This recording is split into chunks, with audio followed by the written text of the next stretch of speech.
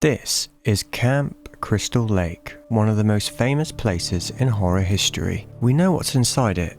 Cabins, a dock, a boathouse, a pantry, and a staff retention problem that somehow survived several decades. But I wanted to know what happened if you simply keep walking. Where is the nearest town? What's on the opposite shore? How close is Packanack Lodge? Where does Jason actually live, and how exactly does a boat leave this lake and end up on a cruise to Manhattan?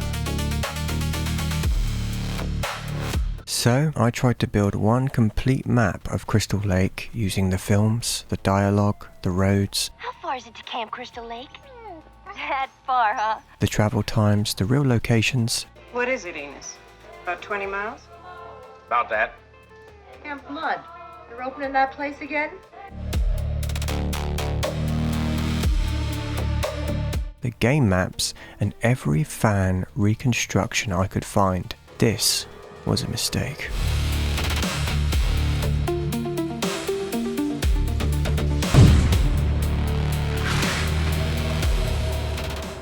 Before putting buildings on a map, I needed rules. Otherwise, I could draw a circle and write murder around it and call the work complete. The films come first. If a place appears on screen, it exists. If dialogue establishes a relationship, the relationship counts.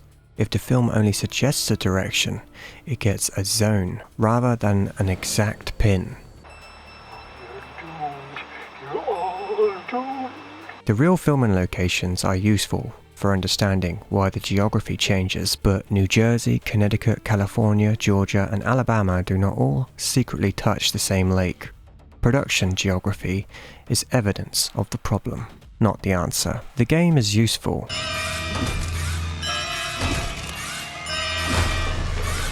because its designers had to turn famous locations into coherent playable spaces, but it's still an adaptation, not a secret county planning document recovered from Jason's shed.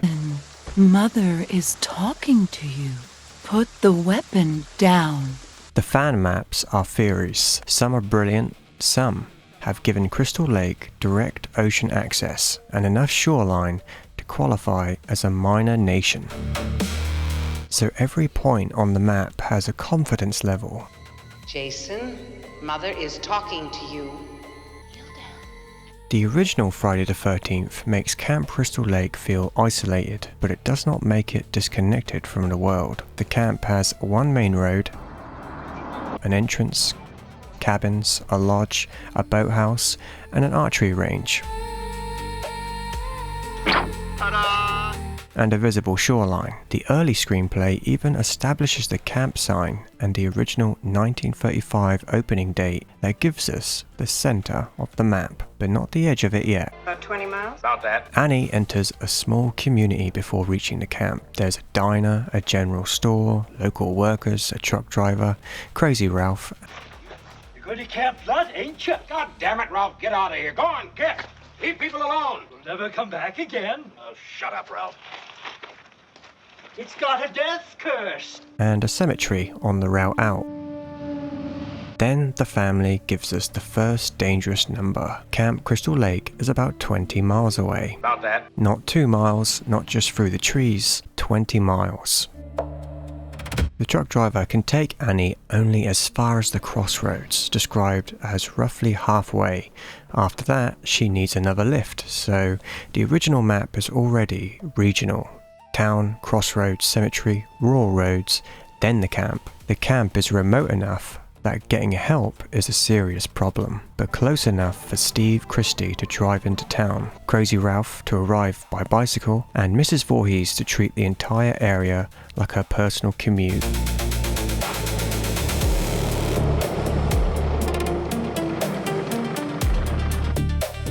The 20-mile distance becomes the first major problem because later films start treating Crystal Lake less like one isolated camp and more like the name of the entire community.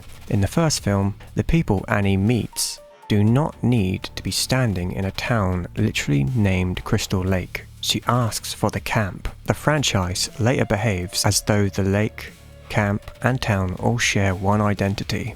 Hi, I'm going to Camp Crystal Lake. That creates an odd possibility. The town, named after Crystal Lake, may sit 20 miles away from Crystal Lake, which feels less like geography and more like the council lost the paperwork. The real filming locations are much tighter. The original community scenes were shot around Hope, Blairstown, while Camp No Be So Co. in Hardwick played Camp Crystal Lake. That journey works as a practical filming route. The fictional dialogue stretches it into something much larger. So on the master map, the town should sit prettily beside the lake. It belongs beyond a distance break, connected by a long rural road. The 20-mile problem stays visible because hiding it would make the map cleaner and the video less honest. Hey, wasn't that the road up for Camp Crystal Lake back there?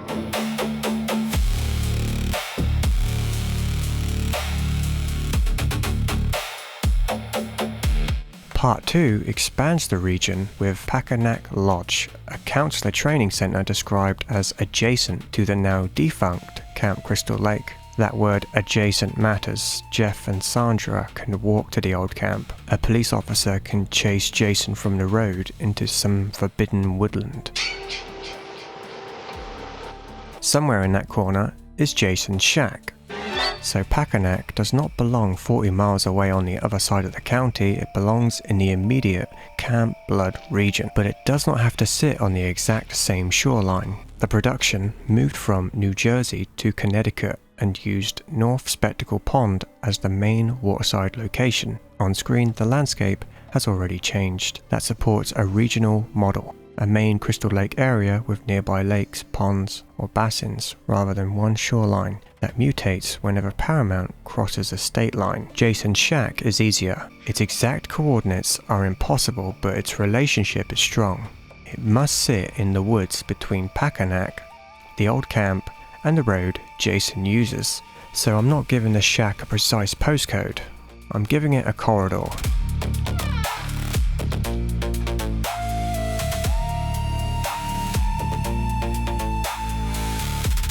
This is also kinder to Jason. The man has suffered enough without viewers turning up because Google Maps say his mother's head is available for collection between 9 and 5.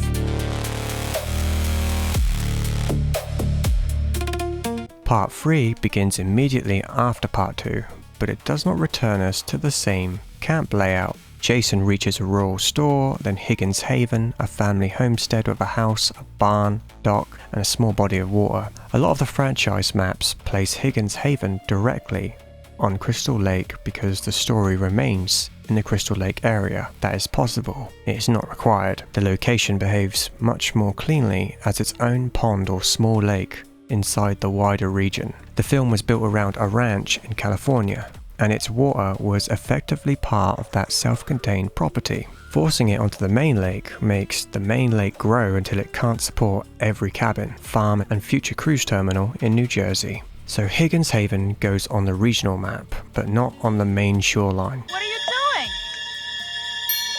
Hey, now cut that out right now. That's not funny.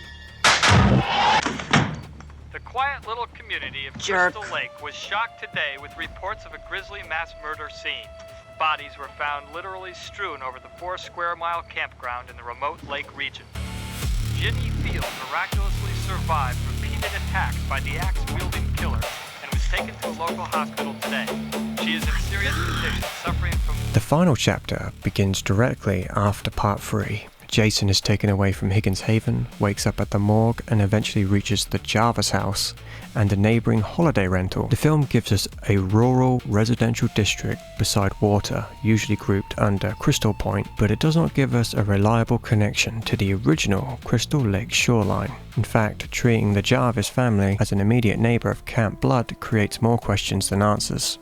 Nobody looks across the lake and says, is that the police removing 17 bodies from the training centre? The sensible reconstruction is that Crystal Point is a nearby district, possibly around a separate lake or pond, within driving distance of Higgins Haven and the wider Crystal Lake region. This also explains why the films can use a larger mountain-backed lake in Part 4 without pretending the original camp was hiding just beyond every shot. So the Jarvis house gets a broad zone, the holiday house sits nearby.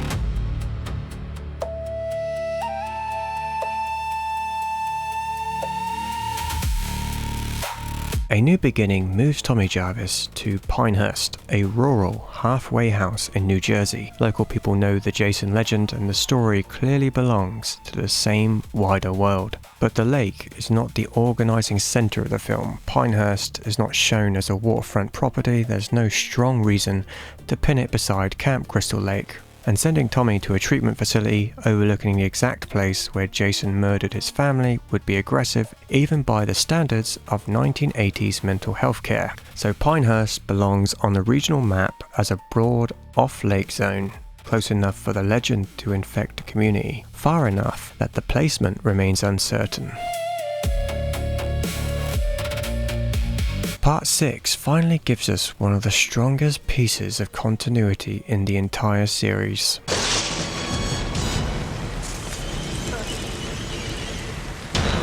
Crystal Lake has been renamed Forest Green to escape its reputation. The camp is reopened as Camp Forest Green. Tommy returns Jason to the lake where the nightmare began and chains him underwater. That means Camp Forest Green is not a second camp across the lake, it is the original Camp Crystal Lake under new branding. A surprising number of fan maps separate them. They should not.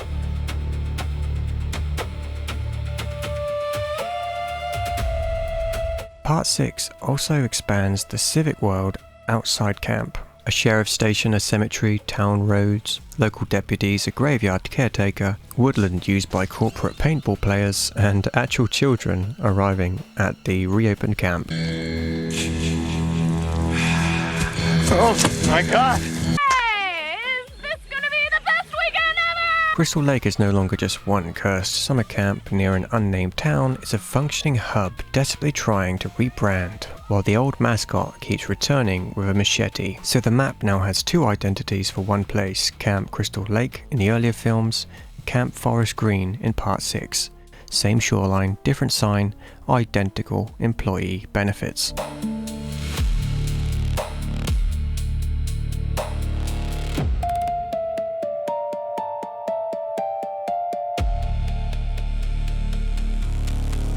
The end of Part 6 leaves Jason chained beneath the lake near the camp. Part 7 begins with Tina, shepherd, living at a lakeside house, and years later she returns to the same property and resurrects Jason from beneath the water near her dock. So whatever else changes, Part 7 has to share a continuity zone with Part 6 underwater resting place, the shepherd house. Tina's dock and a neighbouring party house must sit on the same main lake, close enough to the place where Jason was chained. The problem is, the camp itself is nowhere to be seen. Part 7 gives us houses that should have been visible from the camp. Part 6 gives us a camp that should be visible from the houses. The franchise solves this by pointing the camera somewhere else and hoping we are all polite.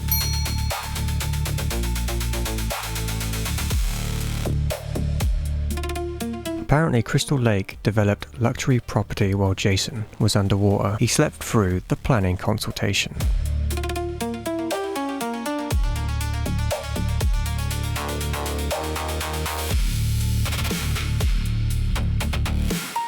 Then, Part 8 arrives and asks a question the previous films were wise enough to avoid. Can Crystal Lake support international shipping? Jason begins at the lake, gets aboard a small boat, and eventually reaches the school cruise ship bound for New York. The film never establishes a convincing navigable route from the camp lake to the Atlantic. Some fan maps solve this by drawing a river or canal from Crystal Lake to a port. That is a useful theory, it's not confirmed geography. And turning the original lake into a deep water channel creates new problems. The first film gives us broad views of a contained lake. It does not reveal a secret route for a large passenger vessel hiding behind cabin B. The cleaner solution is a separate transport inset. A small boat may travel along an unknown waterway or be taken toward a regional dock where the larger ship is moored. The exact transfer is left unresolved because the film leaves it unresolved.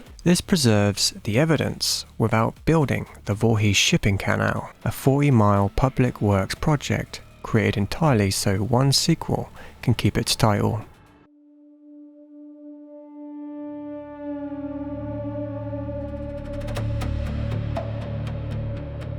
Jason Goes to Hell barely uses the lake itself, but it is extremely useful for the world outside it. Mere mention of the name Jason Voorhees. Now, Crystal Lake behaves like a proper town, a media circus. There are local businesses, police, medical facilities, news crews, and the Voorhees family property. This supports the idea that the town and camp should be separate map zones, a civic centre connected to a wider rural district, not one neat village wrapped around the water. The main contribution of Jason Goes to Hell is simpler. Outside the camp is now a whole community that has learned to monetize the serial killer living nearby.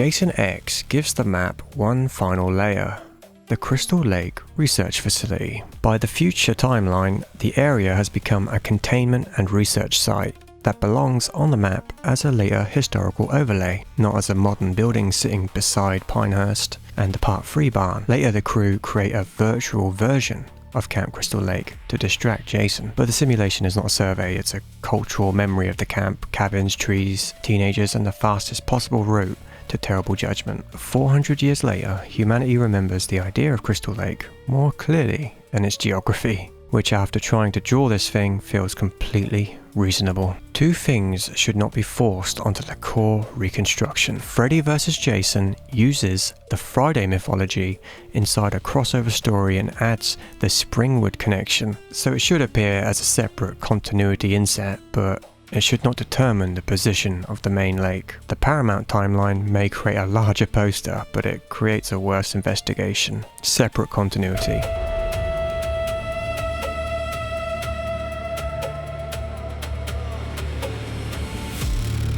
The master map is already fighting for its life. It does not need another Jason's tunnel system under it. After all that, the strongest reconstruction is a Crystal Lake region. At its center is the original Camp Crystal Lake, later reopened as Camp Forest Green, on the main body of water. Nearby is Packanack Lodge and the woodland corridor containing Jason's shack. Further out are satellite properties such as Higgins Haven, Crystal Point, or Jarvis district, which work better around separate ponds or local bodies of water than on the original shoreline. Pinehurst belongs somewhere in the wider rural region, but not necessarily near the lake. A civic centre, later called Forest Green and again treated as Crystal Lake, contains the sheriff, cemetery, shops, diners and services. The first film places the camp roughly 20 miles away, connected by crossroads and rural roads. What is it, Enos? About 20 miles? About that. Part 7 adds lakeside houses to the main continuity zone. Part 8 implies access to a regional port without giving us a reliable route. Jason Goes to Hell expands the town. Jason X adds the future research layer. So, what is outside Camp Crystal Lake? Another camp, several houses, a town, cemeteries, shops, police, halfway house, more than one suspicious body of water, and roads that move whenever Jason needs to arrive before somebody with a car. This is not the one true map, because the films never created one true geography. It is the closest honest reconstruction. Every confirmed relationship preserved, every contradiction left visible, and every guess labelled as a guess. I started this because I wanted to know what was outside Crystal Lake. The answer is an entire rural region built one sequel at a time. Jason does not need to teleport. The franchise simply moved the roads underneath him.